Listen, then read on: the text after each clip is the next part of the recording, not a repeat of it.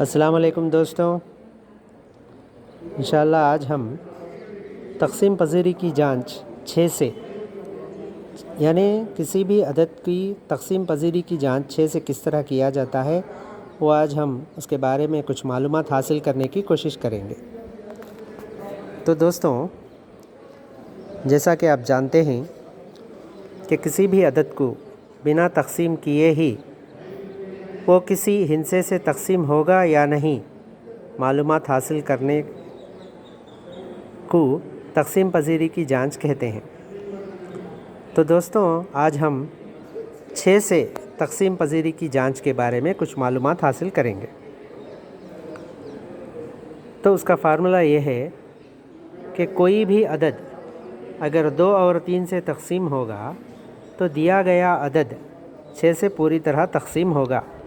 یہ 6 سے تقسیم پذیری کی جانچ کی فارمولہ ہے۔ جیسے اب ہم فار ایگزامپل ایک عدد لیتے ہیں 6,73,542۔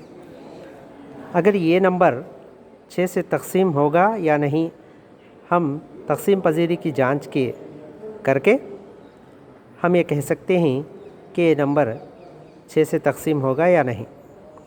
سب سے پہلے کوئی بھی عدد اگر 6 سے تقسیم ہونا ہے تو وہ نمبر یا عدد پہلے 2 سے تقسیم ہونا ہے، اس کے بعد 3 سے بھی تقسیم ہونا ہے۔ یعنی کوئی بھی عدد 2 اور 3 سے تقسیم ہوتا ہے تو 6 سے بھی تقسیم ہوتا ہے۔ تو سب سے پہلے دیے گئے عدد کو 2 سے تقسیم پذیری کی جانچ کرتے ہیں۔ دیے گئے عدد میں اکائی کے مقام پر 2 ہے، یعنی ہم جانتے ہیں کسی بھی عدد میں 0، 2، 4، 6 یا 8 اگر ہوتا ہے تو وہ عدد 2 سے پوری طرح تقسیم پذیر ہوتا ہے۔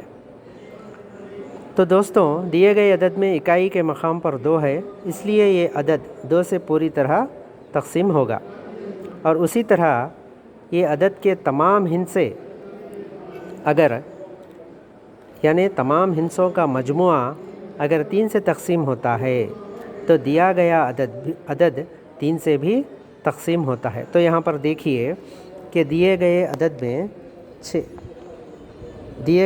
میں ہندسوں کا مجموعہ 27 آیا ہے۔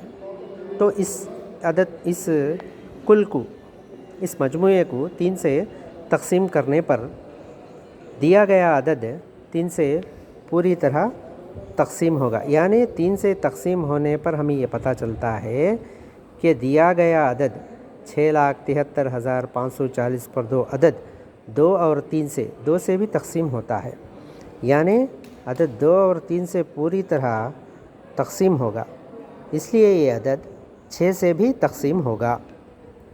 جزاک اللہ خیر۔